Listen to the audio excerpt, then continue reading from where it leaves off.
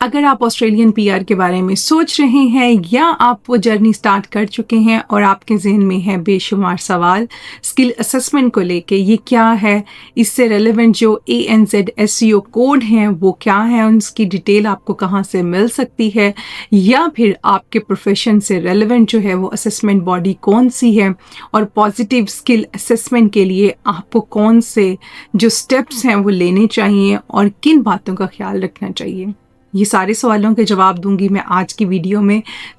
इस वीडियो को आपने देखना है एंड तक।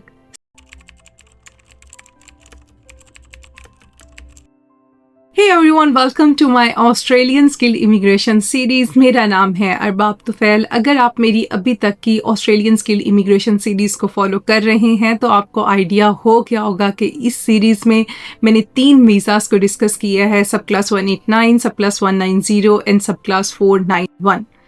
इन तीनों वीज़ास को अप्लाई करने के लिए या इनके लिए एक्सप्रेशन ऑफ इंटरेस्ट सबमिट करवाने के लिए आपके पास जो मैंडेटरी स्टेप्स हैं उनमें से एक है skill assessment. This is very important step. इसके बगैर जो है आप इन तीनों में से किसी भी वीज़ा को अप्लाई नहीं कर सकते। अगर मैं स्किल असेसमेंट की बात करूँ तो बहुत सिंपल इसकी एक्सप्लेनेशन ये है कि ये वो प्रोसेस है जिसके थ्रू आप अपनी एजुकेशन, अपनी क्वालिफ़िकेशन, अपने एक्सपीरियंस को जो ऑस्ट्रेलियन स्टैंडर्ड हैं एजुकेशन के, क्वालिफ़िकेशन के, एक्सपीरियंस के, उसके अकॉर्डिंगली असेस करवाते हैं। अगर मैं इसको एग्जांपल से एक्सप्लेन करूं तो वो इस तरह से कि आप अपनी कंट्री में हैं, उसके अपने कुछ स्टैंडर्ड हैं एजुकेशन के, और जब आप अपनी एजुकेशन कंप्लीट कर लेते हैं तो फर्दर जब आप अपनी प्रोफेशनल लाइफ में जाते हैं तो वहाँ पे ऑफ कोर्स के एक प्रॉपर जॉब डिस्क्रिप्शन होगी जिसको फॉलो करते हुए आप जो है वो अपनी फील्ड में काम कर रहे होते हैं। बिल्कुल इसी तरह से जब आप डिसाइड करते हैं कि आपने ऑस्ट्रेलिया आना है और वो भी स्किल्ड इमिग्रेशन पे, तो उसके लिए बहुत ज़रूरी है कि आप अपनी फर्स्ट ऑफ ऑल क्वालिफ़िकेशन को एंड अगर आपके पास एक्सपीरियंस है तो उन दोनों को असेस करवाते हैं ऑस्ट्रेलियन डिफरेंट बॉडीज़ हैं उनसे, ये शो करने के लिए कि आपकी जो इंटरनेशनल क्वालिफ़िकेशन है, इंटरनेशनल एक्सपीरियंस है, वो ऑस्ट्रेलियन जो क्वालिफ़िकेशन और एक्सपीरियंस है उसको मीट करता है कि नहीं करता।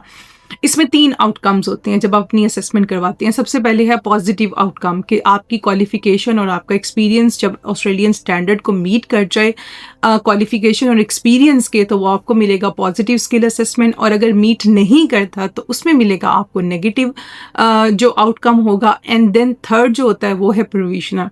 प्रोविजनल ये है कि आपकी क्वालिफ़िकेशन का कुछ पार्ट तो ऑस्ट्रेलियन स्टैंडर्ड को मीट करता है लेकिन वो कम्प्लीटली जो है वो मीट नहीं कर रहा, तो उसमें जो है वो जो भी असेसमेंट बॉडी होगी वो आपको ये बताएगी कि आप ये एडिशनल सर्टिफिकेशन कर लें, ये एडिशनल डिप्लोमा कर लें, तो तब आपकी क्वालिफ़िकेशन जो है वो ऑस्ट्रेलियन स्टैंडर्ड को मीट करेगी, तो उसे कहते हैं प्रोविजनल आउटकम। सो ये है स्किल असेसमेंट। अब स्किल असेसमेंट से रेलेवेंट जो है वो सबसे बड़ी एक जो चीज़ है वो है ANZ SEO कोड। अब हम बात कर लेते हैं Australian New Zealand classification of occupation codes के बारे में, जिन्हें ANSCO कोड भी कहते हैं। ये जो कोड्स हैं वो सारी इंफॉर्मेशन देते हैं उन प्रोफेशंस के बारे में जो Australian and New Zealand labour market में अवेलेबल हैं। ये जो ANSCO कोड है वो 6 डिजिट कोड है। हर प्रोफेशन के लिए ये डिफरेंट होते हैं और ये बेसिकली इंफॉर्मेशन देते हैं किसी भी प्रोफेशन से रेलेवेंट जो क्वालिफ़िकेशन की रिक्वायरमेंट है एंड देन जो उनका जॉब एक्सपीरियंस है उनकी रिक्वायरमेंट के बारे में। सो इन कोड्स की सिलेक्शन जो है वो बहुत इंपॉर्टेंट है, इनकी अंडरस्टैंडिंग जो है वो बहुत ज़रूरी है। अगर मैं एक एग्जांपल से एक्सप्लेन करूँ कि लेट्स से कि आपकी क्वालिफ़िकेशन जो है वो है इन्वायरमेंटल इंजीनियरिंग एंड देन आपका जो एक्सपीरियंस है वो रिसर्च में है। अगर आप इन कोर्स को देखें तो वहाँ पे आपको जो है वो इन्वायरमेंटल इंजीनियरिंग भी मिलेगी, इन्वायरमेंटल साइंटिस्ट भी मिलेगा, कंसल्टेंट भी मिलेगा एंड देन इन्वायरमेंटल मैनेजर भी मिलेगा। सो आपने करना ये है कि आपने इन कोर्स की जो डिटेल है उनको स्टडी करना है और फिर देखना है कि आपका जो एक्सपीरियंस है वो किससे ज़्यादा मैच कर रहा है। सो जिससे भी आपका एक्सपीरियंस सबसे ज़्यादा मैच करेगा आपने उसी कोड को चूज़ करना है। आपने ये नहीं देखना कि आप इन्वायरमेंटल इंजीनियर हैं तो जो इन्वायरमेंटल इंजीनियरिंग का कोड है आप स्ट्रेट फॉरवर्डली उसे चूज़ कर लें। आपने अपनी एक्सपीरियंस को भी देखना है और उसकी बेस पे जो है जो अप्रोप्रिएट कोड है आप उसकी सिलेक्शन करेंगे। इसलिए जो है वो एंस्को कोड की जो अंडरस्टैंडिंग है वो बहुत ज़रूरी है, क्योंकि ये हेल्प करती है आपको कि राइट प्रोफेशन जो है वो आप चूज़ करें स्किल असेसमेंट के लिए। और अगर आप इन कोड्स के बारे में डिटेल जानना चाहते हैं तो उसके लिए जो है वो आप सर्च कर सकते हैं ऑस्ट्रेलियन ब्यूरो ऑफ स्टैटिस्टिक्स को। वहाँ पे आपको इन कोड्स की क्लासिफिकेशन मिल जाएगी। एक बहुत ज़्यादा डिटेल अवेलेबल है कि ये जो क्लासिफिकेशन है वो डिफरेंट ग्रुप्स पे हैं, सब ग्रुप्स पे हैं, यूनिट्स और माइनर ग्रुप्स में हैं, and then down the road ये जाते हैं ऑक्यूपेशन पे। सो इन शॉर्ट अगर मैं बताऊँ तो कोई 1000 प्लस प्रोफेशंस हैं, या आप कह लें कि 1000 प्लस कोड्स हैं डिफरेंट प्रोफेशंस के लिए, जो इन एंस्को कोड की जो लिस्ट है उसमें अवेलेबल हैं। जब आप अपने प्रोफेशन से रेलेवेंट ANZ-SCO कोड को फाइनल कर लेंगे तो नेक्स्ट स्टेप ये होगा कि आप उस प्रोफेशन से जो रेलेवेंट असेसमेंट बॉडी है उसे आप सर्च करें। उसके लिए आप legislation.gov.au की वेबसाइट पे जाएंगे और वहाँ पे जो है वो जो प्रोफेशंस हैं उन्हें आप सर्च कर सकते हैं और उससे रेलेवेंट जो असेसमेंट बॉडी है उसकी भी डिटेल आपको वहाँ से मिल जाएगी। जब आपको आइडिया हो जाए कि आपके प्रोफेशन से रेलेवेंट जो है वो असेसमेंट बॉडी कौन सी है, तो आप उस बॉडी की जो वेबसाइट है आप उस पे चले जाएंगे और वहाँ पे आपको जो है वो सारी इंफॉर्मेशन मिल जाएगी जो आपको स्किल असेसमेंट के लिए रिक्वायर्ड है। अब डिफरेंट प्रोफेशंस के लिए जो है वो डिफरेंट असेसमेंट बॉडी है। फॉर एग्जांपल अगर आप इंजीनियर्स हैं तो आपके लिए इंजीनियर्स ऑस्ट्रेलिया है, आप वहाँ से अपनी जो स्किल है उसे असेस करवाएंगे। अगर आप जो हैं वो टेक प्रो हैं, लाइक आईटी से आपका ताल्लुक है, तो आप ऑस्ट्रेलियन कंप्यूटर सोसाइटी से अपनी असेसमेंट करवाएंगे। अगर आप जर्नल प्रोफेशन से हैं, लाइक मार्केटिंग हो गया या इसी तरह से जो प्रोफेशंस होती हैं, तो आप विटासस से अपनी जो स्किल असेसमेंट है वो करवाएंगे। और अगर आप ट्रेड से ताल्लुक रखते हैं, लाइक प्लम्बर हैं या ब्रिकलेयर में आ जाते हैं या फिर आप इलेक्ट्रीशियन हैं, तो आप जो हैं वो ट्रेड रिकॉग्निशन ऑस्ट्रेलिया TRA जिसे कहते हैं, वहाँ से आप अपनी स्किल असेसमेंट करवाएंगे। अब थर्ड स्टेप है कि आपने जो असेसमेंट के लिए अपने डॉक्यूमेंट्स हैं वो रेडी करने हैं। Please remember this is very important step. यहाँ पे आप जो है वो कोई भी मिस्टेक अफोर्ड नहीं कर सकते। अगर डॉक्यूमेंट्स की बात करूँ तो उसमें सबसे पहले आपकी क्वालिफ़िकेशन के डॉक्यूमेंट्स आ जाएंगे। आपके पास सारे आपके जो एजुकेशन से रिलेवेंट डॉक्यूमेंट्स हैं, सर्टिफिकेट्स हैं, आपने उन्हें रेडी करना है। अगर वो किसी और लैंग्वेज में है तो you have to make sure कि आप उन्हें जो है वो इंग्लिश लैंग्वेज में ट्रांसलेट करवा लें। आपको वो इंग्लिश लैंग्वेज की जो ट्रांसलेटेड डॉक्यूमेंट्स हैं वो रिक्वायर्ड होंगे। सेकंड स्टेप पे आपके पास जो है वो है कि एक्सपीरियंस। अगर आपके पास एक्सपीरियंस है, you have to make sure कि आपके पास वो सारे प्रूफ जो हैं वो अवेलेबल हों। सबसे पहले आपका जो है वो एक्सपीरियंस लेटर आ जाता है। ओके, ये मैं आपको यहाँ पे टिप भी दूंगी और बड़ी इंपॉर्टेंट टिप है कि बहुत ज़्यादा लोग ही कंप्लेन करते हैं कि उनका 8 साल का एक्सपीरियंस था, लेकिन जब वो असेसमेंट बॉडी के पास गए तो उन्होंने उससे जो है वो कम करके 6 साल का कर दिया, 7 साल का कर दिया। तो उसमें सबसे बड़ी मिस्टेक ये होती है कि जब आप अपना एक्सपीरियंस लेटर बनवा रहे होते हैं तो उसमें बड़ी जनरलाइज्ड टर्म यूज़ करते हैं। वो आपका जो प्रोफेशन है, जो मैंने कहा कि एंस्को कोड में जिसकी डिटेल अवेलेबल होती है, आप उसके अकॉर्डिंगली नहीं करते हैं। तो आपने करना ये है कि जब भी आपके पास अपना जो एक्सपीरियंस लेटर बनवाना है या जो भी आपके पास होगा, तो you have to make sure कि वो सारे कीवर्ड्स वहाँ पे अवेलेबल हों जो आपके एंस्को कोड में अवेलेबल हैं। This will help you to get same amount of experience that you have like in your own country. सो ये बड़ा इंपॉर्टेंट स्टेप है कि आपके पास एक्सपीरियंस लेटर हो, आपके पास पे स्लिप्स हों और उसमें किसी भी तरह का ग्लिच ना हो। एंड देन आपके पास जो है वो इंग्लिश लैंग्वेज की रिक्वायरमेंट्स हैं। आपने उससे गौर से पढ़ना है और उसको अंडरस्टैंड करना है कि रिक्वायरमेंट हैं क्या। टीचिंग में कर रहे हैं तो उसका क्राइटेरिया बहुत डिफरेंट है। उसमें आपको रीडिंग और राइटिंग में 7 बैंड चाहिए है और लिसनिंग और स्पीकिंग में आपको 8 बैंड चाहिए है। और टीचिंग के लिए आपका सिर्फ IELTS ही एक्सेप्ट होता है। तो जो इंग्लिश लैंग्वेज जो टेस्ट है उसकी रिक्वायरमेंट्स जो हैं, प्लीज़ आपने उसे जो है वो बहुत एहतियात से पहले तो ये कि उसको अंडरस्टैंड करना है, and then you have to meet those requirement. अगर आप उन्हें मीट करते हैं फिर ही आप अपनी असेसमेंट के लिए डॉक्यूमेंट सबमिट करवाएं। ये कोशिश ना करें कि अगर आप मीट नहीं करें आप सबमिट करवा लें and then you are in a process के ओके हम इम्प्रूव कर लेंगे and then we will submit. No, you have to make sure कि आप उन रिक्वायरमेंट्स को मीट करें और फिर आप उन डॉक्यूमेंट्स को सबमिट करवाएं। एंड देन आपकी जो आइडेंटिटी डॉक्यूमेंट है, आपका पासपोर्ट, वो अप टू डेट होना चाहिए है, वो एक्सपायर नहीं होना चाहिए है। तो आपने इस चीज़ को भी मेक श्योर करना है। जब आपके सारे डॉक्यूमेंट्स रेडी हो जाएं तो फिर आपने जो है वो अपनी जो एप्लीकेशन है उसे फिल करना है। उसमें कुछ क्रिटिकल क्वेश्चंस होते हैं, समटाइम्स वो आपसे आपका जो रेज्यूमे है वो भी मांग लेते हैं। तो प्लीज़ मेक श्योर कि जो आपका रेज्यूमे है वो बहुत सिंपल हो और ऑस्ट्रेलियन जो रेज्यूमे स्टैंडर्ड है आप उसे फॉलो करें, यूरोपियन ना करें। आप अपनी कंट्री का जो स्टैंडर्ड है उसे फॉलो ना करें, आप जो ऑस्ट्रेलियन रेज्यूमे स्टैंडर्ड है आप उसे फॉलो करें और उसमें जो इम्पॉर्टेंट डिटेल है वो ही दें। उसमें उन्हें नहीं चाहिए कि आपकी सेक्स क्या है, आपका रिलीजन क्या है, आपकी फ़ोटो नहीं चाहिए उन्हें, ठीक है। उन्हें जो आपकी जो क्वालिफ़िकेशन है उससे रेलेवेंट जो एक्सपीरियंस है उनकी डिटेल चाहिए। तो you have to make sure कि आपकी जो सीवी है वो बहुत अप्रोप्रिएट हो और अगर आप खुद नहीं बना सकते हैं तो please take professional help to build Australian standard CV. So ये सारे डॉक्यूमेंट्स आप रेडी करेंगे एंड देन आप उस एप्लीकेशन को फिल करेंगे। मेक श्योर कि उसमें सारी इन्फॉर्मेशन जो है वो करेक्ट हो, कोई भी चीज़ जो है वो प्लेजरिज्म में ना जाए। जब आप उस सबको जो है वो ऐड ऑन कर लेंगे तो देन आप जो है वो उसकी जो फ़ी है वो आप पे करेंगे and then you submit your application.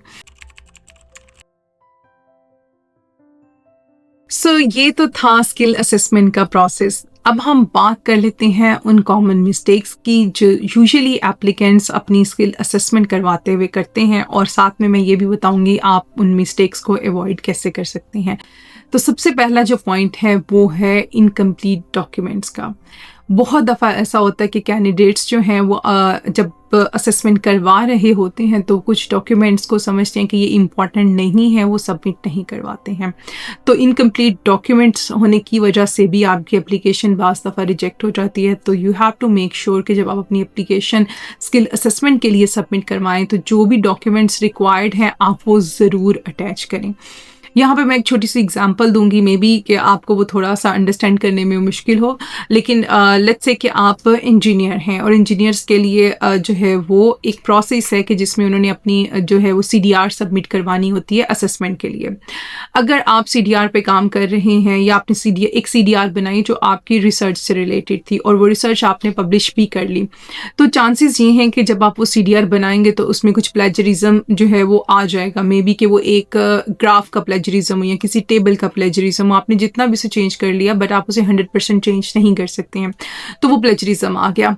अब जब आपने ये सोचा कि okay this is my own work और इतना प्लेजरिज्म, क्योंकि CDRs में आपका प्लेजरिज्म नहीं होना चाहिए, आपने जो है उसका प्लेजरिज्म चेक किया and you just found out कि ओके मे बी इट्स 5% और 10% और आपने ये एज्यूम किया कि दिस इज़ फाइन, कि मेरा अपना काम है, मैंने कहीं से भी प्लेजराइज नहीं किया, और यही सोचते हुए आपने जो है वो अपनी CDR को सबमिट करवा दिया।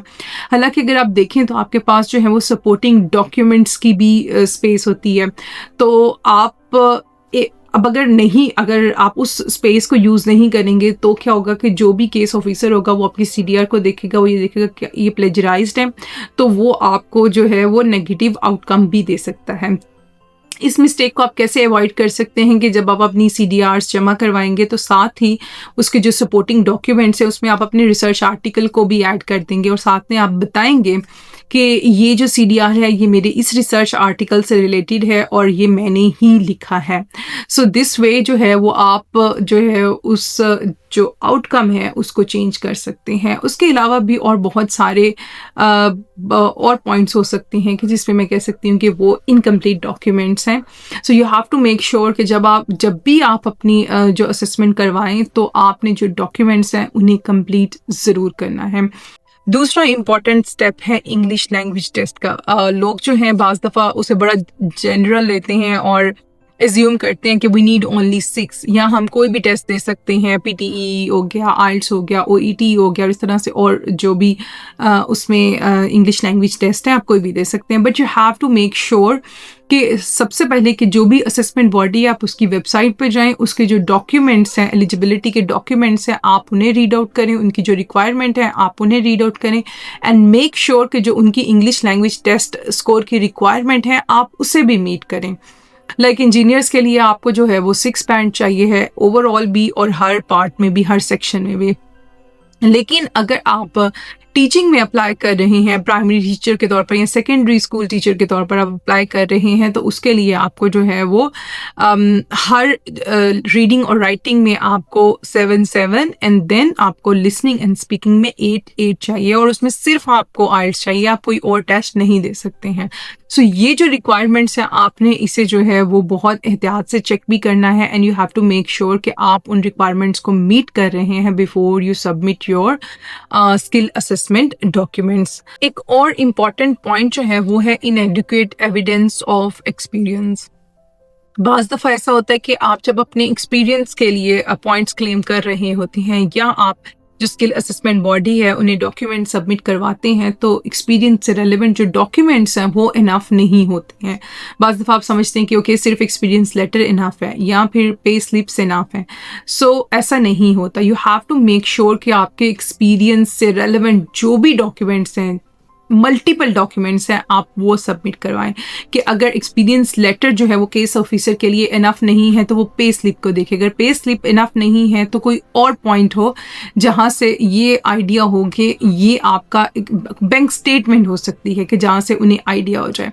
सो आपने जो है वो मल्टीपल डॉक्यूमेंट्स देने हैं अपने एक्सपीरियंस को प्रूफ करने के लिए, टू मेक श्योर कि केस ऑफिसर जो है वो अंडरस्टैंड करे, और वो कहीं पे भी उससे ये पॉइंट ना मिले कि वो आपके एक्सपीरियंस से कुछ ईयर जो है वो डिडक्ट करे because of insufficient documentation. Another very important point is delay in providing requested documents. अब इसमें होता ये है कि आपने जो है वो अपना स्किल असेसमेंट के लिए एप्लीकेशन सबमिट करवाई, और ड्यूरिंग दैट प्रोसेस जो स्किल असेसमेंट बॉडी है उन्होंने रिक्वेस्ट किए सम एडिशनल डॉक्यूमेंट्स, और उन्होंने आपको टाइम भी दे दिया कि आपने 15 डेज के अंदर या 10 डेज के अंदर हमें ये डॉक्यूमेंट्स प्रोवाइड करने हैं। अब आप सबसे पहले तो उन डॉक्यूमेंट्स को देखें, उनकी नेचर को देखें, और फिर देखें कि क्या या 15 डेज में या 10 डेज में जो है वो इन्हें रेडी कर सकते हैं कि नहीं कर सकते हैं। अगर आप कर सकते हैं तो वेल एंड गुड, अगर आप नहीं कर सकते हैं तो you have to make sure कि आप जो है वो अहेड द डेडलाइन आप उन्हें रीच आउट करें जो स्किल असेसमेंट बॉडी है, और उनसे जो है वो एडिशनल टाइम जो है वो रिक्वेस्ट करें। आप जो है वो डेडलाइन का वेट ना करें और कि ओके डेडलाइन आ गई है फिर आप उन्हें अप्रोच करें, उन्हें बताएं कि I am unable to gather all this document. आप उन्हें पहले ही बता दें कि ये टाइमलाइन है, I am having this difficulty, हमारी हॉलीडेज चल रही हैं, या अगर कोई एक्सटर्नल फैक्टर्स इन्वॉल्व हैं तो आप उन सारे फैक्टर्स को जो है वो ईमेल में एक्सप्लेन करें उन्हें, तो डेफिनेटली कि वो आपको एडिशनल टाइम जो है वो दे देंगे। एक और बात मैं ये कहूँगी कि instead of delaying the process, all you have to do is to make sure कि आप अपनी पूरी एफर्ट करें और विद इन डेडलाइन जो है वो डॉक्यूमेंट्स सबमिट करवा दें। एक तो ये आपका जो स्किल असेसमेंट का प्रोसेस है उसे डिले होने से बचा लेंगे, और दूसरा ये है कि वो आपकी जो पॉजिटिव स्किल असेसमेंट है उससे भी हेल्प आउट करेंगे कि वो पॉजिटिव आए और उसमें किसी भी तरह का इशू ना बने। सो ये थी मेरी आज की वीडियो स्किल असेसमेंट से रेलेवेंट। आई नो कि एक जनरल वीडियो है but this is very important video कि आप ये अंडरस्टैंड करें कि स्किल असेसमेंट का प्रोसेस है क्या और उसके जो भी रिक्वायरमेंट्स हैं वो क्या हैं। ये थी मेरी आज की वीडियो। आई होप कि आज की वीडियो के बाद जो है वो आप अपने ऑक्यूपेशन से रेलेवेंट जो ANZ-SEO कोड है आप उसे भी चूज़ कर सकते हैं, और जो स्किल असेसमेंट बॉडी है उसका भी आपको इजीली आइडिया हो जाएगा। अगर आपको मेरी वीडियो अच्छी लगी है तो प्लीज़ इसे आप जो है वो दूसरों के साथ ज़रूर शेयर करें, मेरे चैनल को सब्सक्राइब करें, बेल आइकन का हिट करें ताकि जब भी मेरी नेक्स्ट वीडियो आए तो आपको उसका फ़ौरन नोटिफिकेशन मिल जाए। इसके साथ ही आपसे मुलाकात होगी अब अगली वीडियो में। Till then take care, bye bye.